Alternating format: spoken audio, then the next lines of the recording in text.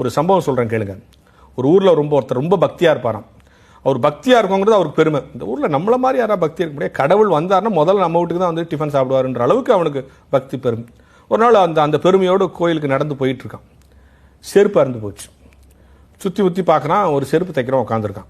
போய் இந்த செருப்பை கொஞ்சம் தச்சு கொடுப்பா அப்படிங்கிறான். அவன் தைச்சிட்டான். தச்சு முடிச்சோன்னு எவ்வளோ கூலி? செருப்பு தைச்சது கூலி கொடுக்கணும்ல, எவ்வளோ கூலி? அவன் சொன்னான், சாமி கூலிலாம் வேணாம், நீங்கள் பெரிய பக்திமான், கோயிலுக்கு தான் போவீங்க, நான் செருப்பு தைக்கிற காசில் கொஞ்சம் டெய்லி இந்த டப்பாவில் போட்டு வைப்பேன், இது கடவுளுக்குன்னு, இதை போய் போடுறதுக்கு எனக்கு நேரம் இல்லை அப்படின்ட்டு அந்த டப்பாக்குள்ளே கை விட்டு கொஞ்சம் காசு எடுத்து இதை கோயிலில் காணிக்க போட்டுருங்க ஏன் சார்பா. இப்போ இந்த ஆளுக்கு ஒரு செருப்பு தைக்கிறவன்கிட்ட காணிக்க வாங்கி நம்ம போடுறதா அப்படின்னு ஒரு ஈகோ. இன்னொரு பக்கம் முடியாதுன்னு சொல்லிட்டா இவ்வளோ பக்தியாக இருக்கிறவன் காணிக்கைக்கு தடையாக இருக்கிறான்னு சொல்லுவானேன்னு அரை மனசோட அதை வாங்கிக்கிறான். வாங்கிட்டு யாராவது கோயிலுக்கு போகிறான். போயிட்டு கடவுளே அந்த பிச்சைக்காரன் போட சொன்னான், அந்த செருப்பு தைக்கிறவன் போட சொன்னான், அவனை ஏதோ இழிவாக சொல்லி அவன் போட சொன்னான், போடுறேன் அப்படின்னு உண்டியலில் போட போது கடவுள் தோண்டி கையில் வாங்கினாரான். அதை இவனுக்கு அதிர்ச்சி ஆயிடுச்சு. இவ்வளவு காலம் நான் காணிக்க போட்டிருக்கேன், வந்து கையில் வாங்கினதில்லை, அவன் காணிக்க கையில் வந்து வாங்கினார். வாங்கினதோடு மட்டும் இல்லை, அடுத்தது தான் இருக்குது கிளைமேக்ஸ். திருப்பி இன்னொரு கையில் அவன்கிட்ட ஒரு அழகான தங்க வளையலை கொடுத்து இதை அவன்கிட்ட கொடுத்துருன்னாரான். இவனுக்கு ஒரே ஷாக்கு. முதல் ஷாக்கு கையில் வாங்கிக்கிறது. இப்போ இந்த வளையல் கொண்டு போய் அவன்கிட்ட என்னத்துக்கு கொடுக்கணும்? நேராக வீட்டுக்கு வந்துட்டான். ஒய்ஃப்கிட்ட கொடுத்து, அந்த பார் இந்த வளையல் நீ வச்சுக்கோ உனக்கு. அவள் பார்த்தா அசந்து போனா, இப்படி ஒரு வளையல் தங்கம் மாணிக்கம் எல்லாம் பிரமாதமான வளையலாக இருக்கே அப்படின்னு சொல்லிட்டு அவள் யோசித்தா, எங்க இந்த வளையல் நம்ம வீட்டில் இருந்தால் இது எப்படி உங்களுக்கு வந்துச்சு அப்படின்னு நம்மளை கொடாஞ்சிருவான். இன்கம் டேக்ஸ் ப்ராப்ளம்லாம் வந்துடும்.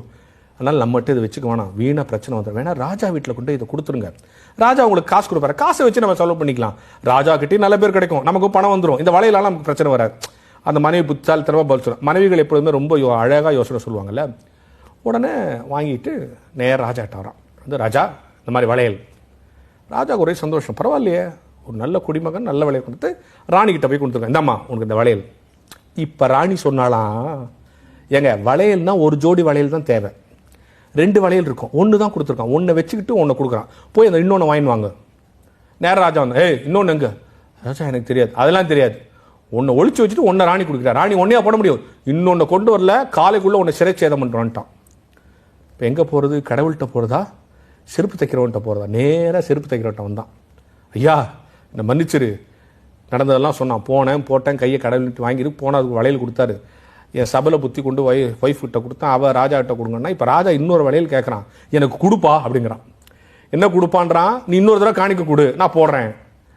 அவனுக்கு இதெல்லாம் ஒன்றும் புரியல. அப்படிங்களா சாமி, சரி இன்னொரு தடவை காணிக்க கொடுங்க, நீ கேட்குறீங்க கொடுக்குறேன், எனக்கு வளையல்லாம் ஒன்றும் தெரியாதுன்ட்டு அப்படி கையை விட்டு எடுத்தானா உள்ளேருந்து ஒரு வளையல் வந்துச்சான், அதே ஜோடி வளையல். இவனுக்கு ஆச்சரியமாக வச்சு, எப்பா அங்கே உள்ள இருந்த வளையல் இங்கே உள்ள எப்படிப்பா இருக்குன்னு நானா.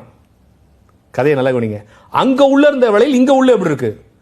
அந்த செருப்பு தைக்கிற ஒரு பதில் சொன்னா, வளையல் இதுக்குள்ள இருந்துச்சா கோயிலுக்குள்ள இருந்துச்சான்னு தெரியாது, எனக்குள்ள எப்போதும் கடவுள் இருக்கிறார், அது மட்டும்தான் எனக்கு தெரியும். எனக்கு அன்பானவர்களே, நான் கோயிலுக்கு போகிறேன், நான் காணிக்கை செலுத்துகிறேன், நான் உபவாசம் இருக்கிறேன், உனக்குள் கடவுள் இல்லாமல் இது எது செய்தாலும் அது சரியானதல்ல, இதை பெருமை பாராட்டிக் கொள்வதற்கும் உனக்கு தகுதி இல்லை என்கிற ஞான வெளிச்சத்தோடு இந்த நாள்